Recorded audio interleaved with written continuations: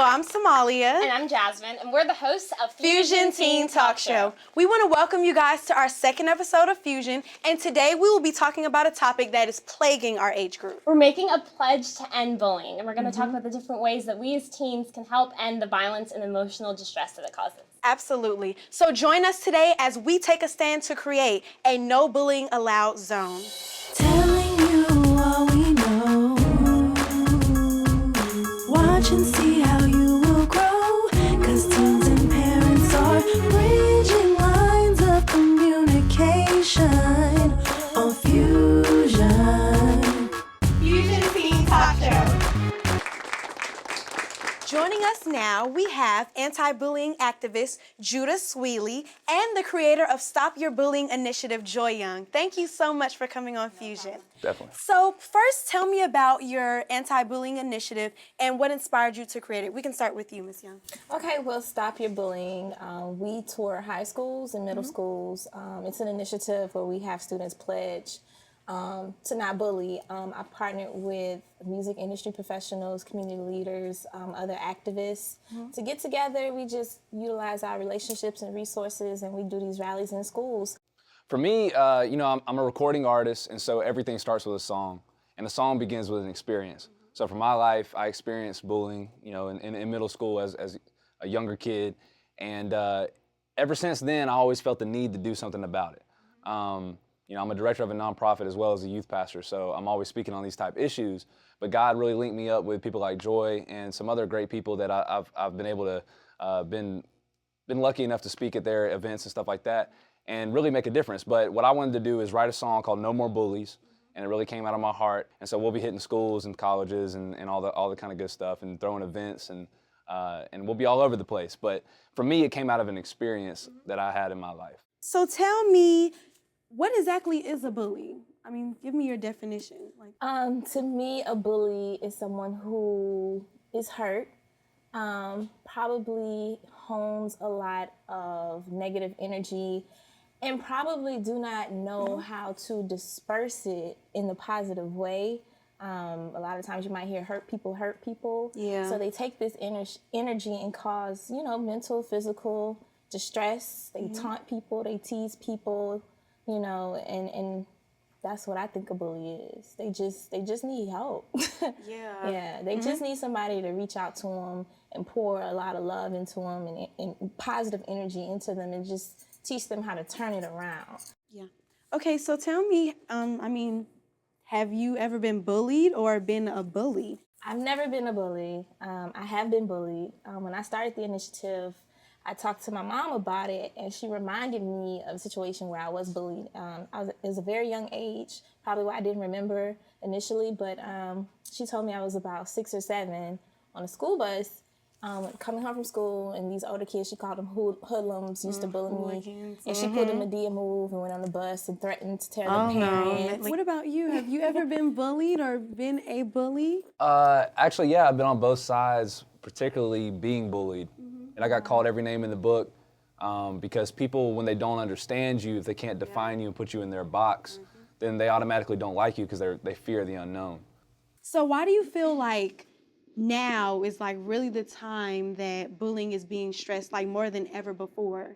Probably because kids are starting to kill themselves because of it. I think one reason why it's such a big issue, I think it's always been a big issue. It's just nowadays we have 24-hour news. We're on Twitter and Facebook and Instagram and stuff. So people are constantly putting out media, and so we just hear about it more than we used to. But as Joy said, unfortunately, sometimes people don't pay attention until somebody gets hurt or somebody dies. Yes, somebody. Yeah. And even when I was going through my stuff, if anyone out there has ever dealt with the suicidal thoughts and stuff, I'm right there with you. There was a point in my time it was very dark and very low. And what happened with me is I found out who I was. And when I found out who I was, it didn't matter how other people defined me. I know who I was because of whose I was. And so then I could just go forward in my life. And so for me, that was the turning point. But when people are committing suicide, or even if it's not even to that point yet, if they just see they're hurting themselves in any kind of way, physically or emotionally, what happens is people then start paying attention. But I feel like it's always been happening. It's just now the media is a lot more it's just out there 24/7. We're gonna take a quick break, but stay tuned because we're gonna be talking all about cyberbullying. We'll be right back. Stay connected with Fusion on Facebook, Twitter, Instagram, and YouTube. Bullying is not just physical. There are many different types of bullying. For example, can some of the things that you say on social media be considered cyberbullying? For some of you guys that are kind of like, you're not really so sure, it's okay, we got you. So first, let's take a look at this new trailer for a new documentary titled Submit the Documentary.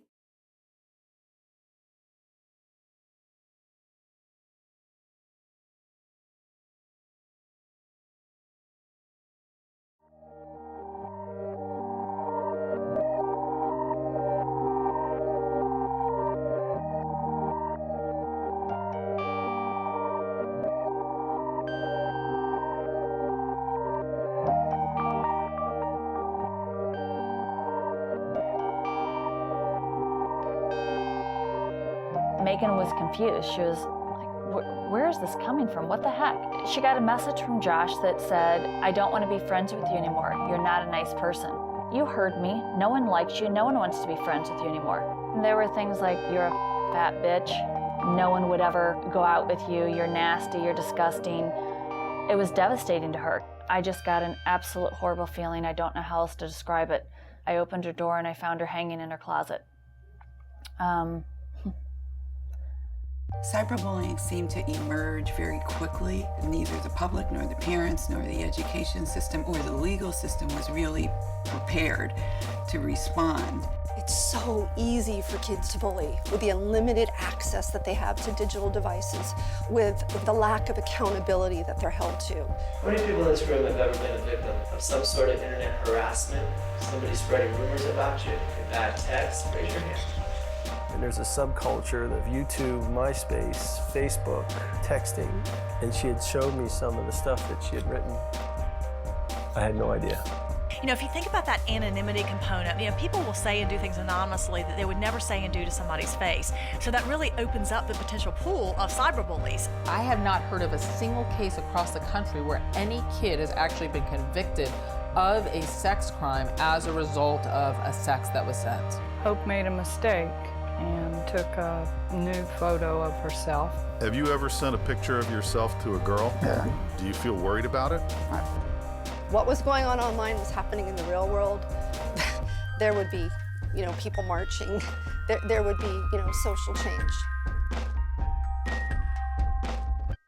If we wouldn't accept offline behavior, then whoever said we should accept it online?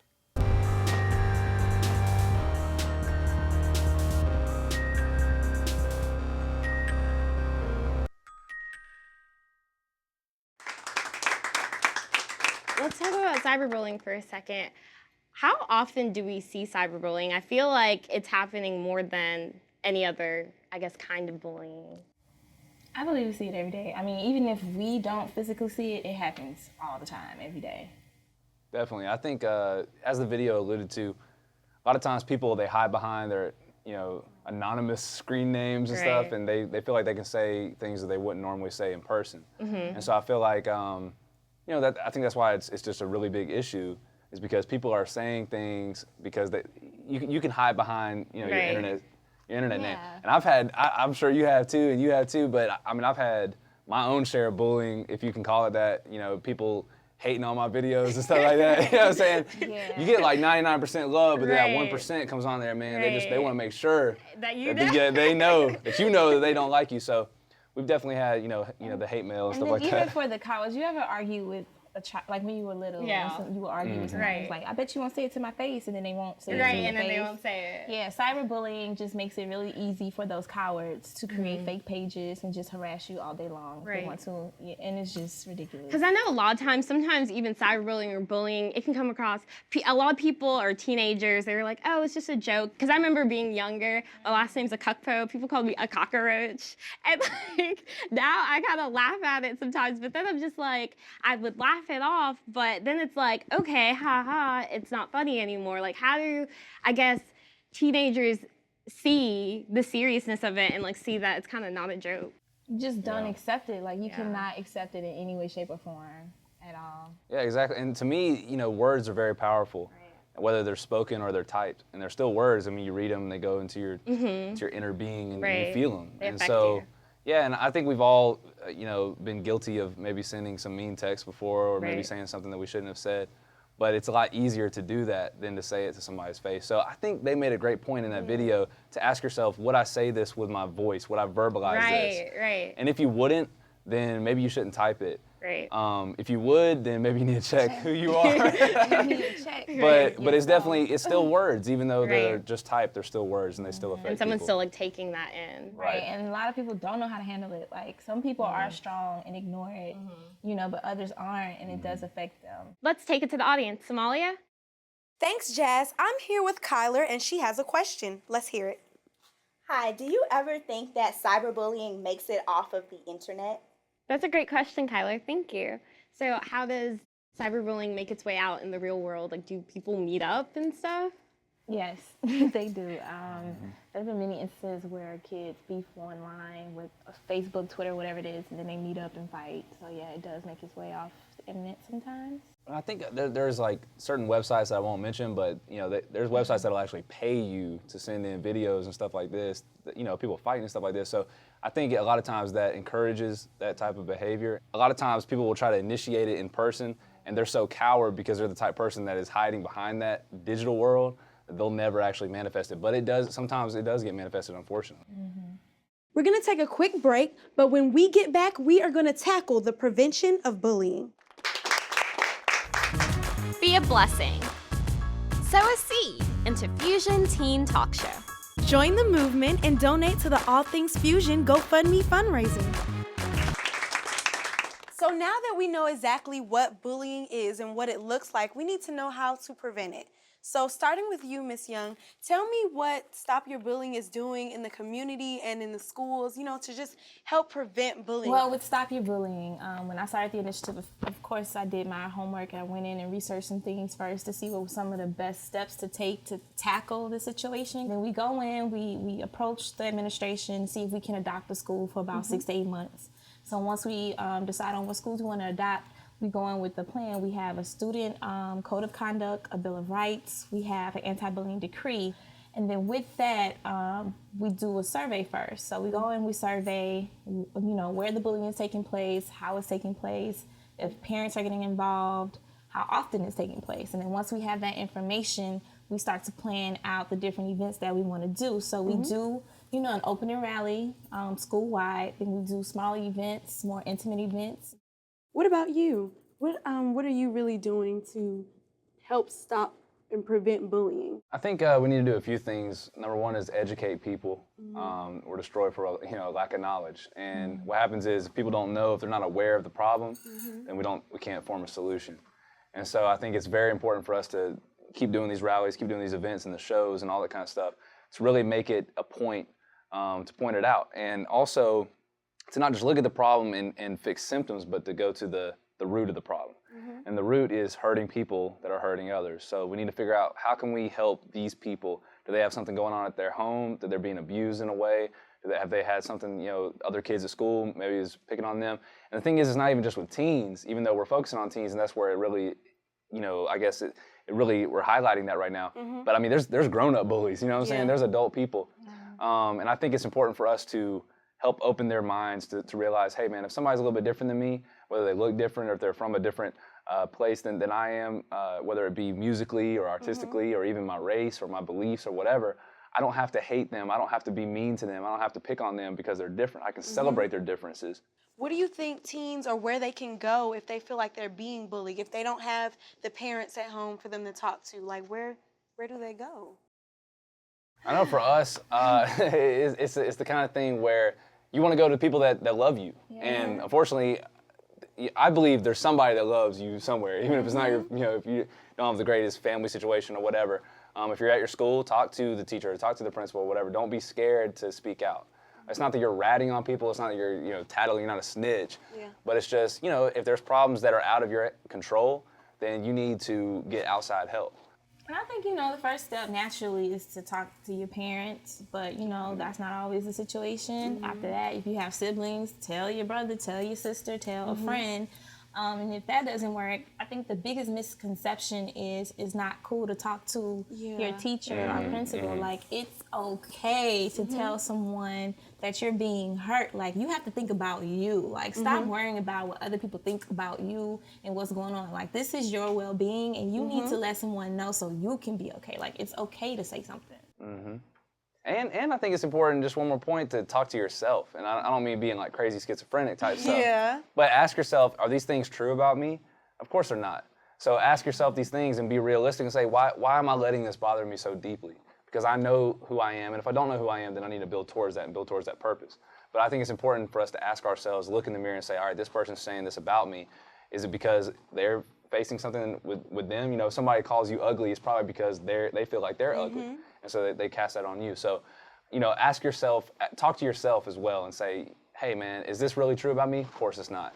I'm a child of God, I'm a conqueror, I'm gonna change this world. And then you can move forward in your purpose.